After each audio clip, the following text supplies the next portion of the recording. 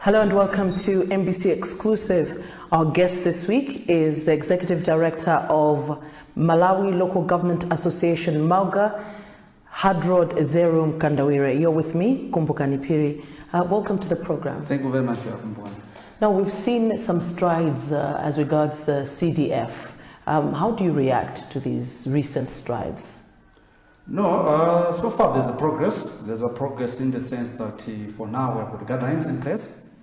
And you might also recall that I think the standoff that was there between us as local authorities and the members of parliament, I think was naturally resolved when the president decided not to assent to the bill.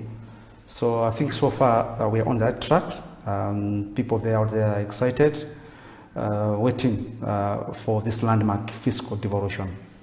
As regards the guidelines, do you have any qualms as regards the guidelines? No, basically, if you look at the guidelines broadly, these guidelines are progressive in the sense of putting the local people at the center of development, local development. The guidelines are also entrenching fiscal devolution, also entrenching fiscal management, public finance management, also promoting accountability, transparency, as well as the inclusiveness of everyone in terms of local development.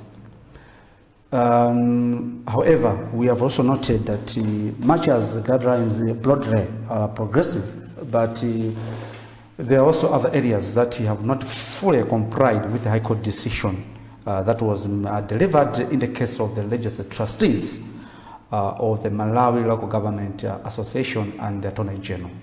What are these? I want you to go into details. What are these? Yeah, basically, if the thrust of the decision of the High Court in the case that I've just referred to was that members of parliament, being members who are in another branch of government, are responsible for providing oversight to all public finance management in this country, should not ordinarily take part in active management of local development funds.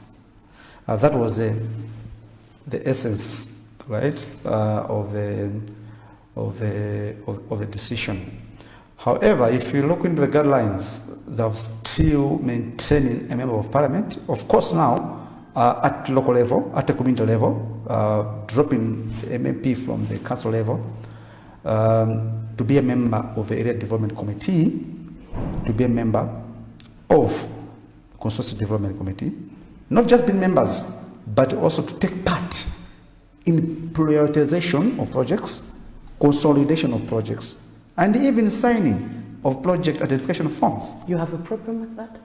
Yes, because it does not fully align and comply with High Court decision. You know, in this country, we are guided and we manage our affairs by the law. Under our democratic governance, we're supposed to manage affairs of the government through the law. No one is above the law.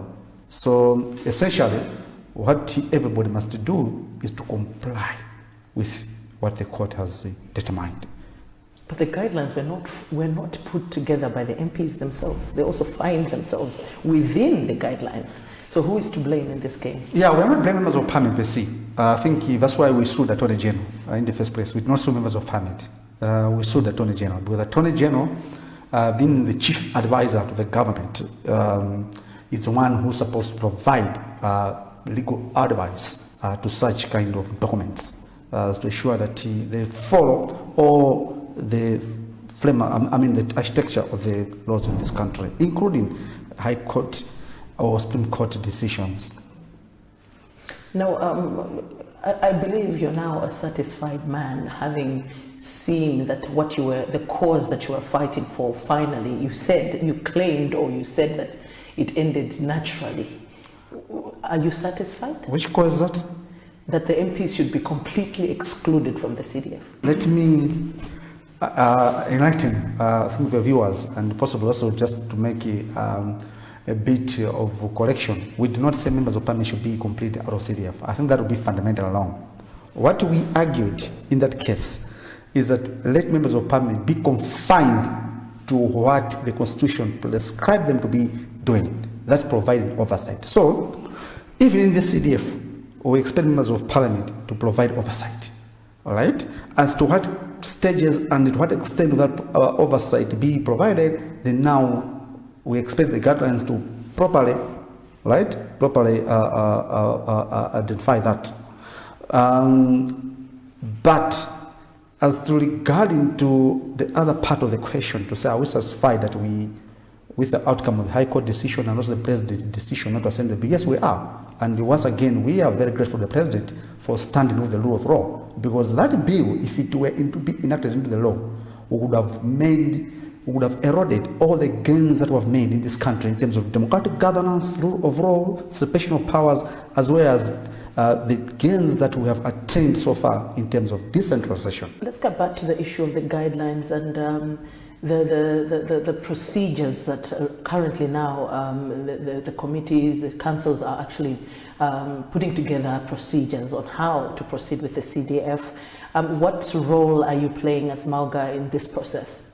Yeah, so basically, as per the mandate of the association, is to ensure that we inform and influence policy decision, as well as guide policies that are related to issues to do with democratic decentralization, local government, as well as local development. So we'll continue undertaking that role. Number one is to do what we call an analysis, all right, transfers analysis, to make sure that the government meets its obligation and this commitment that it has made, that is going to disburse these 5 billion per constituency, right, per year, per financial year.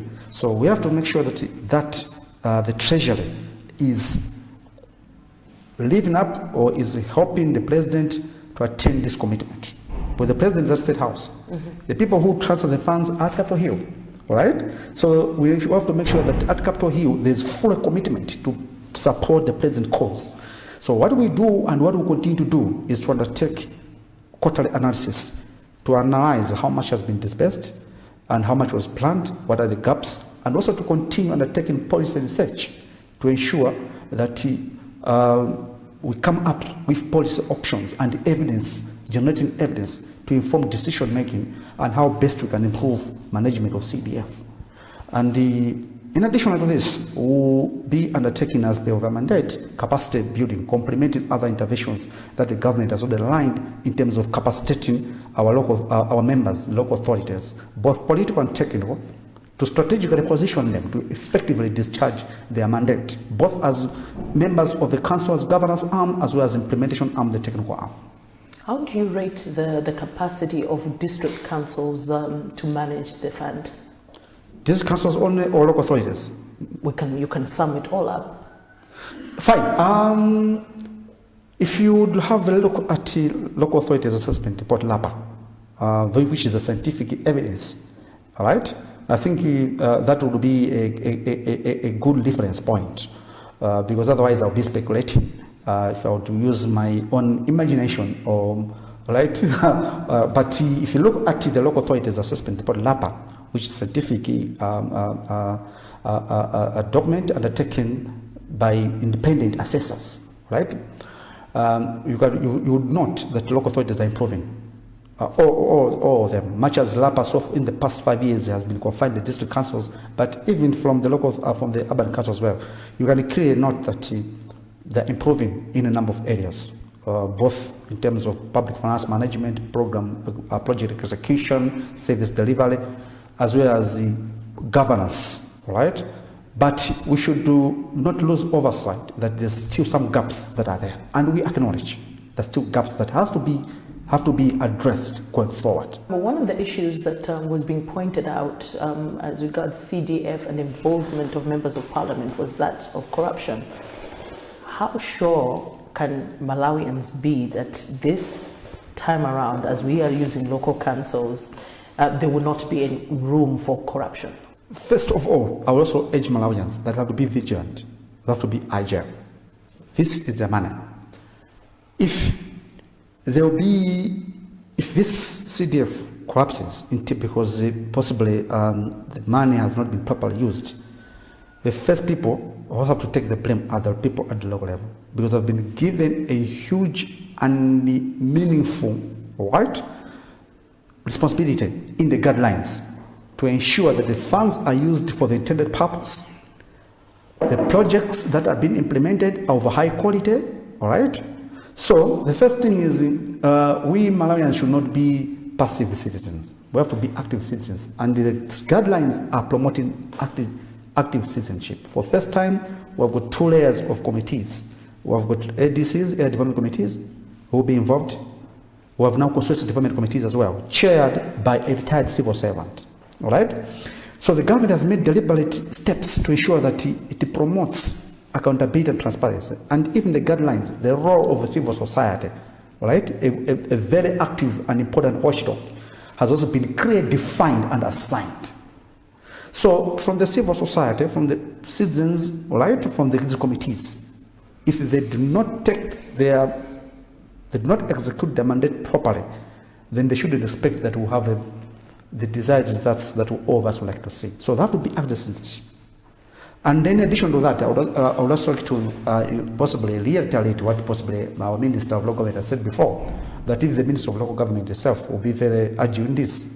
And you might also wish to know that the government has developed a dashboard that everybody can be able to, those who use smartphones can be able to log in and then check, right, progress of projects. Even at Capitol Hill, right, the relevant actors will be able to see which council is lagging behind, at what level is procurement, what is happening, and all that. So if the central actors are going to undertake their law properly, including the association, at the local level, the members of the council, in this case the councillors, are going to provide meaningful oversight, all right, to the council secretariat. The control officers are going to meaningfully discharge their mandate and the responsibilities to ensure that they provide checks to what their directors and directors are doing. Going down to the directors, going down to the local structures that have, whose responsibilities I've just alluded to earlier on. I don't think so we should be worried. Unless someone will be sleeping on their duty. And with the systems and the guidelines that are being developed, who is identified who's sleeping on duty. Okay, now let's look at the issue of quality or standards of because we're talking about a lot of infrastructure development with this money, and the issue of lowest bidder usually comes in, and you find that projects will usually settle for the lowest bidder. But you discover that in the past, the lowest bidder will not give quality of work. What systems are being put in place, or do we have guidelines that address such issues? Yes, of course, in terms of procurement as well as construction, we are guided by the prevalent legal and policy framework. The Construction Act, and then there is a PPDA Act, right, and Public Finance Management Act. All these come into play to ensure that public funds are being used for value for money. So obviously, it has happened. It happens that the local authority has made a decision, a well-informed decision, to pick even the highest bidder, all right, because of the quality issues, and there have to be justification of that. Similarly, when they're picking the lowest bidder, there also be justification of that, all right. But we have noted in the past, just to concur with what you said, that in terms of, because of trying to maximize the resources that are there to reach to many people as we can, sometimes politicians would ensure that the lowest bidder is picked, okay, so that the money is spread thinly to a number of projects for political expediency and the convenience. This has happened before. That's why these guidelines are putting the technocrats in the thrust of management. So when the technocrats are going to fail their duties, it will be the technocrats who will fail, not politicians. Because the guidelines have put a politician away from technical issues, including identification of contractors. Because identification of contractors is part of the procurement process.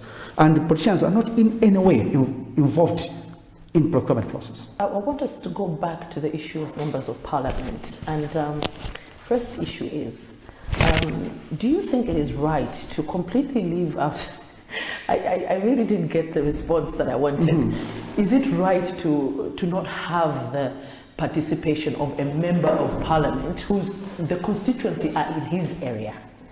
Doesn't he need to have a say in what happens in the constituency?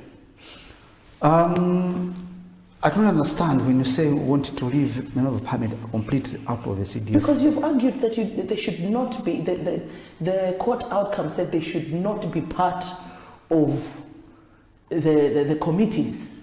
They should be left out of the committees. Where do they come in? Yeah, they come in this whole process. They come in on oversight. They have got their own prescribed law in the constitution. What are they supposed to do? When a constitution has given you powers, you cannot say because of these other relevant reasons, no matter how justified they may be, then I want to cross outside what is confined in for me in the law. Then that will be, fundamental law. If me as an executive director at Malawi Government Association here, I've got my prescribed responsibilities and duties, I cannot jump into other people's offices.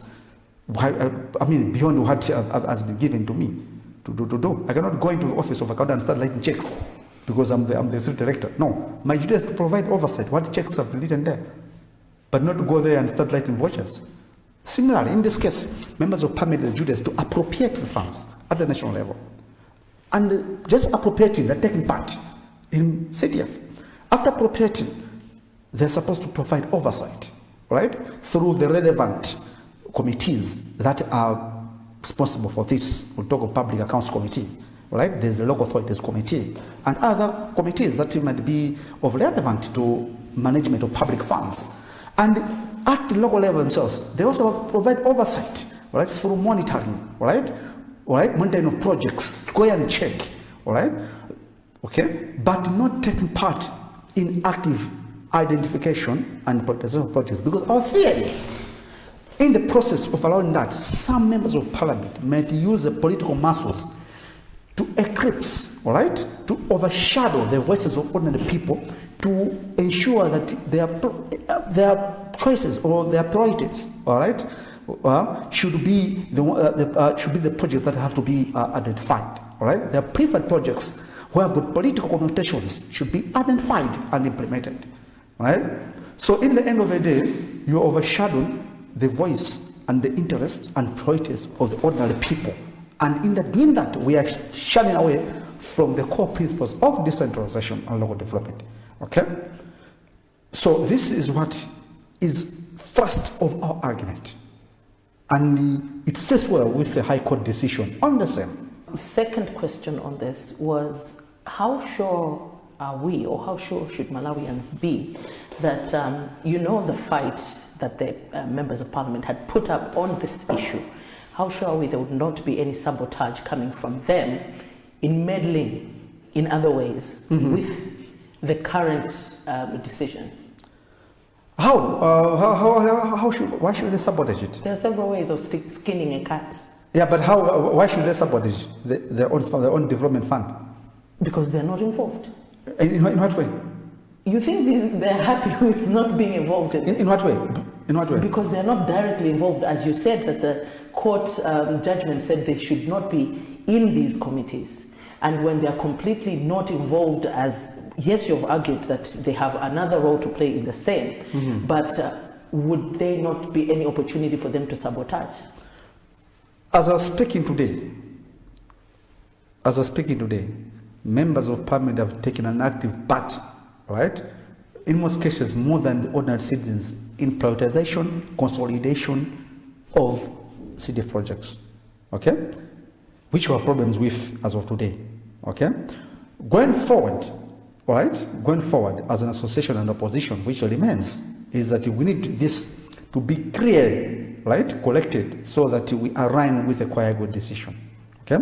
Now, if a member of parliament, okay, is involved in oversight, which includes monitoring of projects at the local level, in his or her own constituency, oversight at national level in terms of through the public accounts committees and other relevant established committees, okay, why should they sabotage the projects?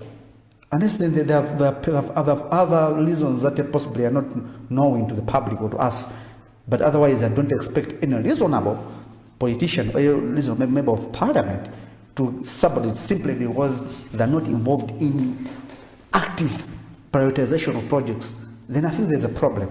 You're watching Mbc Exclusive. Our guest this week is Hadrod Zerum Kandawire, Executive Director of the Malawi Local Government Association, MALGA. We'll be back shortly after this break.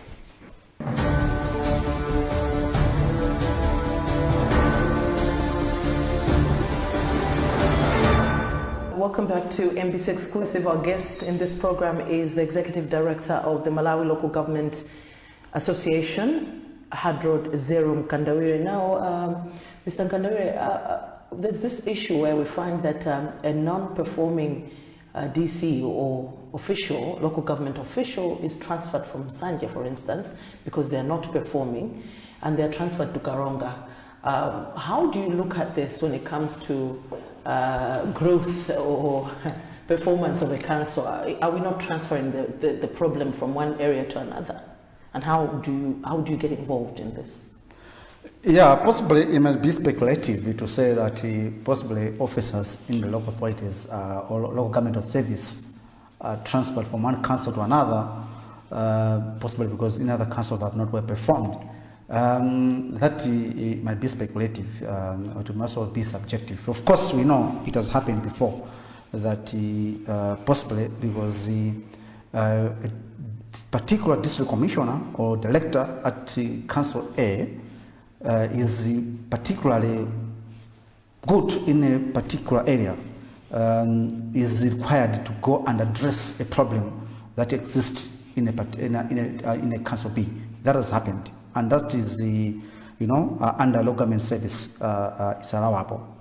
But to say we're transferring a problem, unless we've got evidence, but that would be speculative. Mm-hmm. Yeah, sure. I don't want to take that channel, so we'll leave that issue there. Now, secondly, how do you think the CDF, in your opinion, will change the trajectory of development in this country, both in rural and urban areas?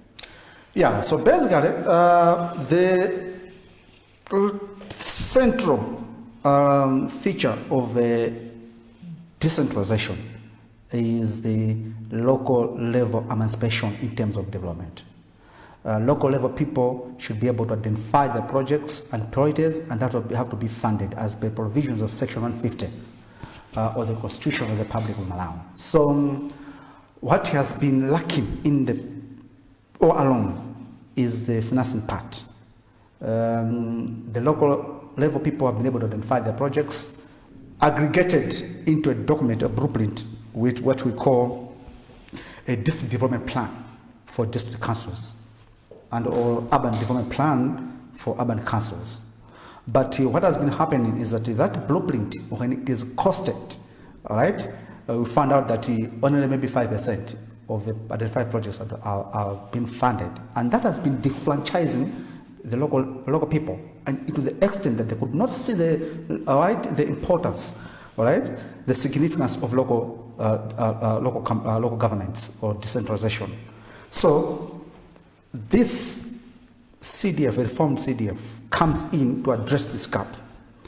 It is unprecedented fiscal devotion in this country in terms of local development, that for the first time we have such colossal sums of money, about 33.7% of the national development budget going to the local authorities. We are coming from a record of 4%, jumping to 33.7%. And we are very grateful to the president of this country, Professor Peter Mutharika, for setting the pace in terms of decentralization, particularly the fiscal aspect. So what we expect is this is going to rejuvenate, all right, awaken, right, the missing link in the decentralization of this country. However, we should not also lose oversight the other areas of financing or low central transfers, particularly the other recurrent transactions or LRT and general source fund. Mind you, we cannot use CDF funds for operations, for buying fuel for ambulance, for buying electricity for district hospital, right? We cannot use CDF money to go and collect refuse, right, for service delivery. That has to be funded by other recurring transactions as well as general source fund. So that's an area that as a government going forward, as we commend them for this unprecedented fiscal devolution on the development aspect, but also going forward, we have to seriously look into issues of ORT and general source fund. Sure. I don't know whether it is in your place to actually disclose when the CDF will finally roll out, because we're looking at the procedures being put in place and all that. But could you give us a picture of when it is expected that the CDF will roll out? Basically, as per the government financial calendar, CDF has started already rolling out, because the process that we're talking about are part of the rolling out. I think what maybe you're referring to is disbursement. When are they going to disperse the actual funding now? Yeah, I think that also depends with the government cash flow, but we have been assured that the month of June or July, thereabout, I think the first disbursement should be being going to the local authorities. Mr. Hadrod Zerum-Kandawire, I appreciate your time in the program. We've run out of time. Thank you very much. It has been a pleasure. Thank you very much for having me. Thank you. I really appreciate it. And that's how we conclude this edition of Mbc Exclusive. Our guest this week was Hadrod Zerum-Kandawire, Executive Director of the Malawi Local Government Association, MALGA. You've been with me, Kumbukani Piri, and from the entire team, it's thanks for watching and goodbye.